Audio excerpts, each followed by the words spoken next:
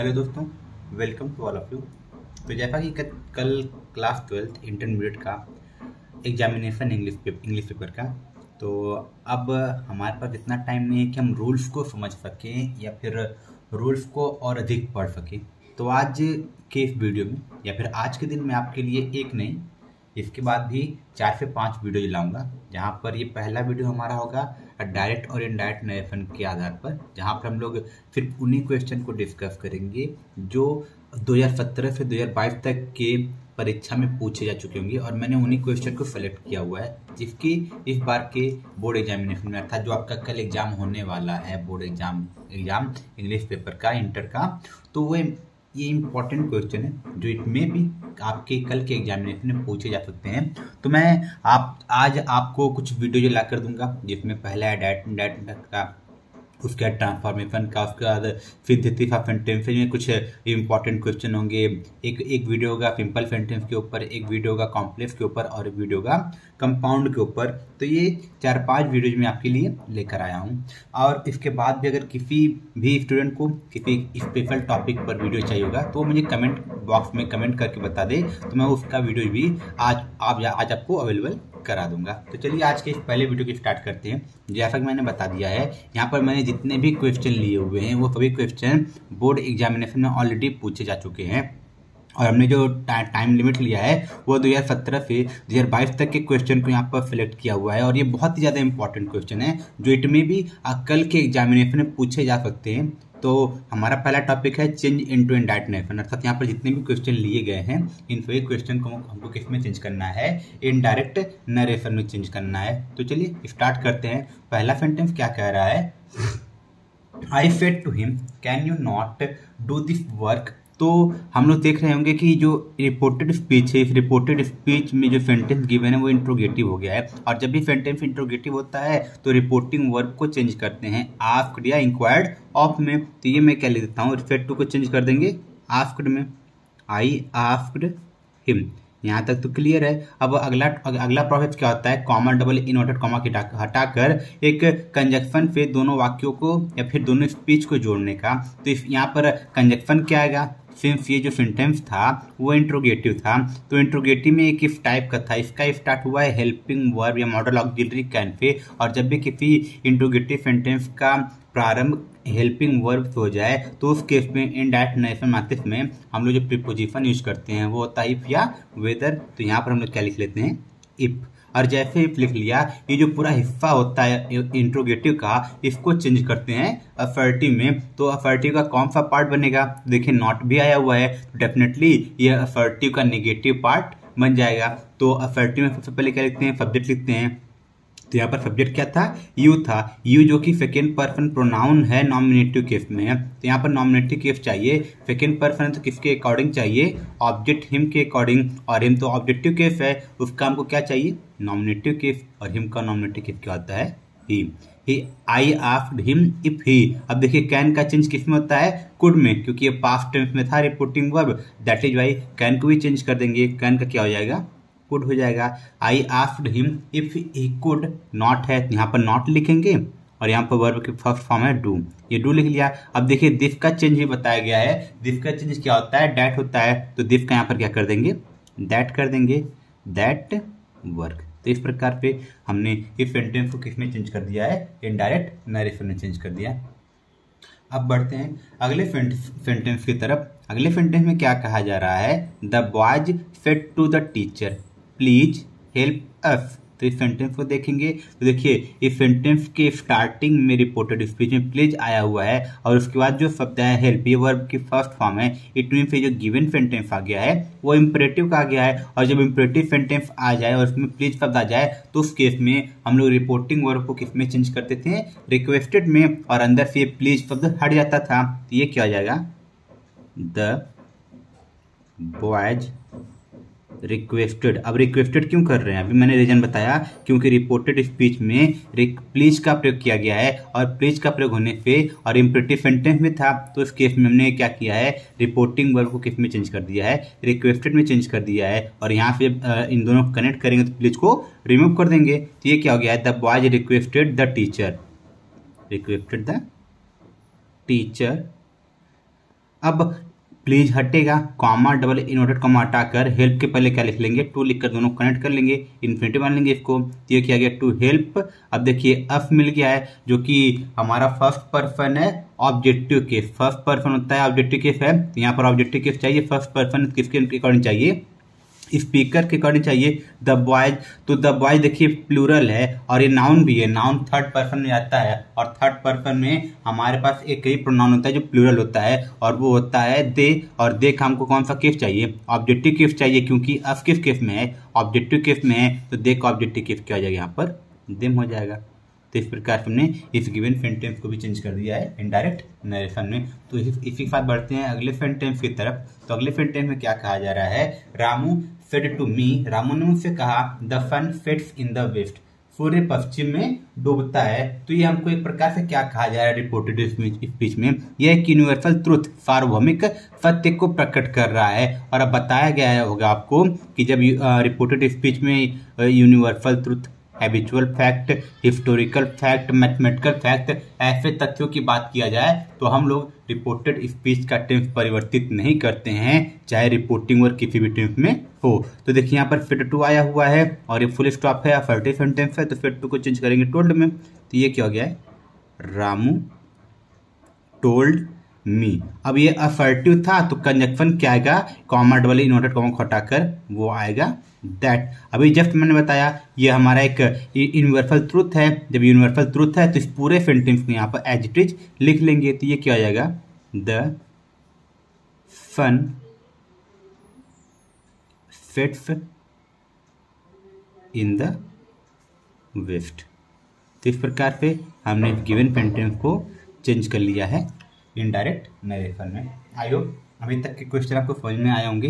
तो इसी के साथ बढ़ते हैं अगले सेंटेंस की तरफ। अगले सेंटेंस में क्या कहा जा रहा है, the teacher said to the boys don't talk nonsense. तो देखिए फुल स्टॉप लगा है और ये यहाँ पर डू नॉट से प्रारंभ है, तो ये भी इंपरेटिव सेंटेंस हो गया है, क्योंकि जब भी वाक्य का प्रारंभ डू नॉट से हो जाए और वाक्य के अंत में फुल स्टॉप लगाओ तो वाक्य क्या होता है, इंपरेटिव होता है। और डू नॉट का दो तरीका होता है डू नॉट वाले वाक्य को इनडायरेक्ट नरेशन में चेंज करने का। पहले तरीका क्या होता है कि जो रिपोर्टिंग वर्ब होता है, यहाँ पर रिपोर्टिंग वर्ब को चेंज कर दे फॉरवर्ड में और यहाँ पे डू नॉट को हटाकर वर्ब की फर्स्ट फॉर्म पहले टू लाकर दोनों स्पीच को कनेक्ट कर लें।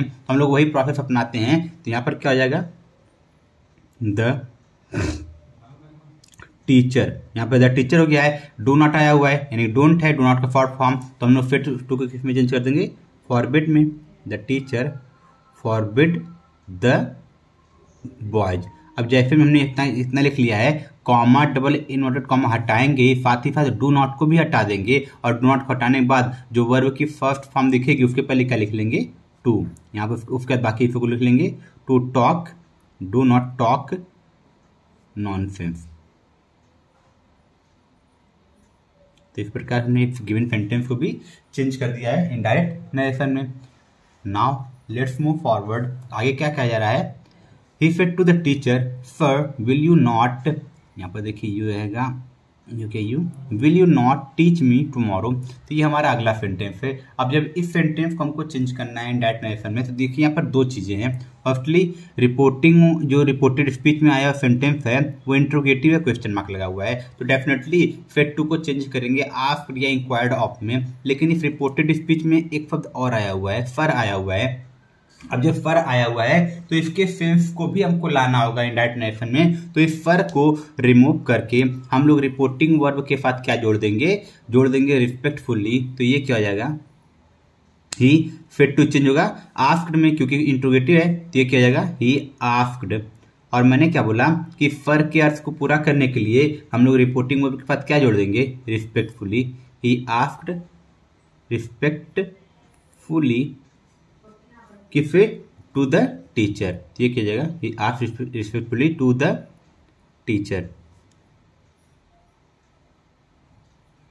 यहाँ तक तो क्लियर है। उसके बाद क्या करेंगे, कॉमा डबल इन्वर्टेड कॉमा हटेगा और ये फर भी हट जाएगा, क्योंकि फर के अर्थ पूरा करने के लिए हमने यहाँ पर क्या लिख लिया है, रिस्पेक्टफुली रख लिया है। और उसके बाद देखिए विल से स्टार्ट है वर्ब की सॉरी हेल्पिंग वर्ब है। अब हेल्पिंग वर्ब तो ऊपर मैंने बताया, हेल्पिंग वर्ब से प्रारंभ होने पर कंजक्शन क्या लिखते हैं, इफ या वेदर, यहाँ पर हमने इफ लिख लिया है। और बाकी इफ क्या बनाते हैं, अफर्टिव में तो नॉट भी है, अर्थात ये अफर्टिव का नेगेटिव पार्ट बनेगा, तो यू को चेंज करेंगे, यू हमारा क्या है, सेकेंड पर्सन है और नॉमिनेटिव केस है। अब जब नॉमिनेटिव केस है तो सेकेंड पर्सन है किसके अनुसार, द टीचर के अनुसार। नॉमिनेटिव केस यहाँ पर नॉमिनेटिव केस चाहिए। अब द टीचर ये नाउन है तो थर्ड पर्सन में काउंट होते हैं, जितने भी नाउन होते हैं वो थर्ड पर्सन होते हैं। और ये जो द टीचर लिखा गया है, अगर जेंडर की बात करेंगे, अध्यापक जो है वो एक स्त्री भी हो सकती है और पुरुष भी हो सकती है, लेकिन सिंगुलर है। तो इस केस में हम लोग नॉमिनेटिव केस पर ही या सी दोनों में से किसी भी चीज का प्रयोग कर सकते हैं। तो ही हो गया, हमने यहाँ पर ही लिख लिया। अगर कोई यहाँ पर ही की जगह सी भी लिखेगा तो भी वो गलत नहीं होगा। अब इसके बाद क्या करना होगा, देखिए ये पास्ट टेंस में था reporting verb, that is why will को चेंज करेंगे। विल का क्या होता है चेंज, इंडायरेक्ट नेरेशन में विल का होता है वुड। ही वुड और निगेटिव है, यहाँ पर नॉट लिखेंगे, ही वुड नॉट टीच। अब देखिए मी आ गया। अब मी है, मी हमारा क्या होता है, फर्स्ट पर्सन ऑब्जेक्टिव केस। तो फर्स्ट पर्सन है, किसके अकॉर्डिंग चेंज करेंगे, स्पीकर। स्पीकर क्या है, ही है। मी का केस क्या है, ऑब्जेक्टिव केस है, तो हम लोग ही का ऑब्जेक्टिव केस लिखेंगे। और ही का ऑब्जेक्टिव केस क्या होता है, वो होता है हिम। और टुमारो क्या होता है, the next day, the next day. इस प्रकार हमने गिवन सेंटेंस को भी इनडायरेक्ट नरेशन में चेंज कर लिया है। तो इसी बात बढ़ते हैं अगले सेंटेंस की तरफ। तो अगले सेंटेंस में क्या कहा जा रहा है, I said to my friend let us go on a trip to the Punjab. तो यहाँ पर मेरे दोस्त मुझसे कहा चलो पंजाब एक यात्रा पे चलें। तो यहाँ पर देखिए किससे प्रारंभ हुआ है, लेट अस से प्रारंभ हुआ है। और मैंने बताया हुआ है कि जब भी रिपोर्टेड स्पीच में जो वाक्य हो लेटर से प्रारंभ हो तो उस केस में हम लोग रिपोर्टिंग वर्ब को किस में चेंज करते हैं, प्रपोज्ड या सजेस्टेड में। लेकिन ध्यान देने वाली बात यह है, प्रपोज्ड या सजेस्टेड में चेंज करते हैं यदि ऑब्जेक्ट गिवन होता है। जैसे यहाँ पर ऑब्जेक्ट गिवन है तो उस टू को लिखा जाता है, लेकिन यदि ऑब्जेक्ट गिवन ना हो तो फिर वहां पर ऑब्जेक्ट को लाते नहीं होती है। क्या जाएगा, आई। अब यहाँ पर क्या कर दे, प्रपोज्ड, आई प्रपोज्ड। अब देखिए ऑब्जेक्ट लिखा तो इस टू को हटाएंगे नहीं, इस टू को भी लिखेंगे, I propose to my friend. ये हो गया। अब आगे क्या होता था लेटर वाले वाक्यों में, कॉमा डबल इन्वर्टेड कॉमा हटाकर किससे कनेक्ट करते थे, दैट से कनेक्ट करते थे। इफ लेट को हटाते थे और जो अफ होता था, अफ को या तो दे में या तो वी में चेंज करते थे, किसके अनुसार, स्पीकर के अनुसार। स्पीकर आई है और आई का प्लूरल फॉर्म क्या होता है, फर्स्ट पर्सन है, फर्स्ट पर्सन प्लूरल फॉर्म क्या होता है, वी होता है। तो यहाँ पर हम लोग क्या लिखेंगे, वी लिखेंगे। लेकिन यहीं पर आई की जगह कोई और प्रोनाउन होता, जैसे कि ही होता, सी होता, तो हम लोग यहाँ पर क्या लिखते हैं, दे लेते हैं। या फिर किसी का नाम होता तो भी यहाँ पर क्या लिखा जाता, दे लिखा जाता। लेकिन यहाँ पर आई है तो सॉरी, तो यहाँ पर देखिए आई है तो आई फर्स्ट पर्सन में आता है, तो हम लोग फर्स्ट पर्सन से प्लूरल प्रोनाउन सॉरी हाँ प्लूरल प्रोनाउन को लिखेंगे। और फर्स्ट पर्सन प्लूरल क्या होता है, वी होता है। और जैसे हमने एफ को वी में चेंज किया, यहाँ पर हम लोग खुद पे क्या लिखेंगे, should. We should go on a trip to the Punjab. तो इस प्रकार हमने गिवन सेंटेंस को चेंज कर लिया इनडायरेक्ट नरेशन में। तो अब बढ़ते हैं अगले सेंटेंस की तरफ। अगला सेंटेंस क्या कहा जा रहा है, Vishal said to his teacher grant me a leave of 4 days। Vishal ने अपने अध्यापक से कहा मुझे 4 दिनों की छुट्टी दे दीजिए। तो देखिए कौन कह रहा है, विशाल अपने अध्यापक से कह रहा है और छुट्टी मांग रहा है, तो डेफिनेटली अध्यापक से वो क्या करेगा, रिक्वेस्ट करेगा। भाव तो रिक्वेस्ट का प्रकट हो रहा है, दैट इज वाई हम लोग रिपोर्टिंग वर्ब को किस में चेंज करेंगे, रिक्वेस्टेड में। तो ये क्या जाएगा, विशाल रिक्वेस्टेड हिज टीचर, विशाल रिक्वेस्टेड हिज टीचर। यहाँ पर देखिए कॉमा हटाएंगे, डबल इन्वर्टेड कॉमा हटाएंगे, वर्ब की फर्स्ट फॉर्म से स्टार्ट है तो किससे कनेक्ट करेंगे, टू से, टू ग्रांट, यहाँ पर देखिए प्रोनाउन मी मिल गया है, फर्स्ट पर्सन है तो विफाल के अनुसार चेंज करेंगे। विफाल थर्ड पर्सन हो जाएगा क्योंकि नाउन है, और थर्ड पर्सन विफाल कौन सा जेंडर है, मैस्कुलिन, और थर्ड पर्सन जो मैस्कुलिन जेंडर के लिए प्रोनाउन यूज होता है वही होता है। हमको ऑब्जेक्टिव केस चाहिए क्योंकि मी ऑब्जेक्टिव केस में है, और एक ऑब्जेक्टिव केस क्या होता है, हिम होता है। तो यहाँ पर लिख लेंगे him a leave of 4 days। तो इस प्रकार से हमने इस गिवन सेंटेंस को चेंज कर लिया इंडायरेक्ट नरेशन में। तो इसी के साथ बढ़ते हैं आखिरी सेंटेंस की तरफ। तो इस आखिरी सेंटेंस में क्या कहा जा रहा है, he said to his friend good morning how are you. तो इस सेंटेंस में दो चीज़ें कही गई हैं।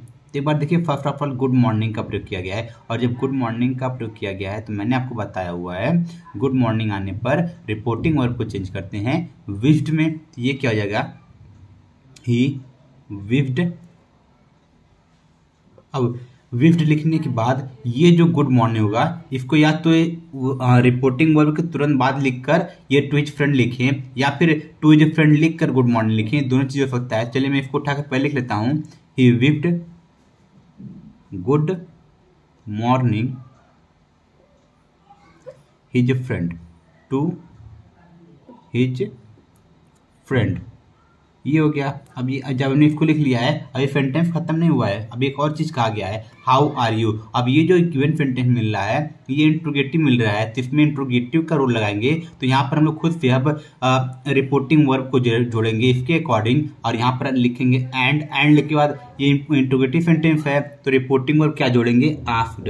एंड आस्क्ड किससे स्टार्ट है, हाउ से, तो कंजक्शन क्या हो जाएगा, हाउ, और बाकी इससे क्या बना देंगे, असर्टिव। तो पहले सब्जेक्ट लिखेंगे फिर हेल्पिंग वर्ब लिखेंगे। तो यू को चेंज करेंगे किसके अनुसार, फ्रेंड के अनुसार। देखिए ये सिंगुलर है तो यहाँ पर क्या लिख लेंगे, यहाँ पर लिख लेंगे ही, हाउ ही, और देखिए आर आया हुआ है, आर का चेंज क्या होता है, वाज या वर्ब, और ही के साथ क्या लगेगा, वाज।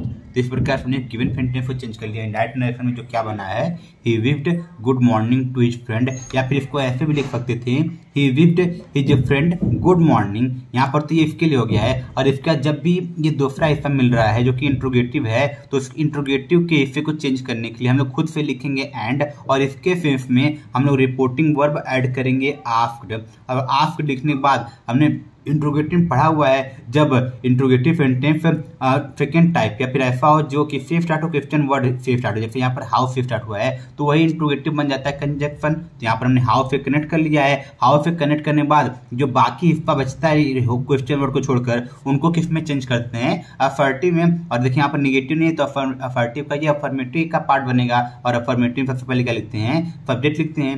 सब्जेक्ट यू था, यू को चेंज किया है फ्रेंड के अनुसार, तो यहाँ पर हमने क्या लिख लिया, ही लिख लिया है, और आई जमार का चेंज होता है वाज एवर में, ही के साथ क्या लिखते हैं, वाज। तो इस प्रकार से हमने इस सेंटेंस को चेंज कर लिया इंडायरेक्ट नरेशन में। तो ये रहे आपके इस बोर्ड परीक्षा में आने वाले कुछ इंपॉर्टेंट क्वेश्चन। जहां तक मुझको उम्मीद है, मुझको तो बहुत ज़्यादा उम्मीद है कि इनमें से कोई क्वेश्चन आपके कल के बोर्ड एग्जामिनेशन पूछे जा सकते हैं।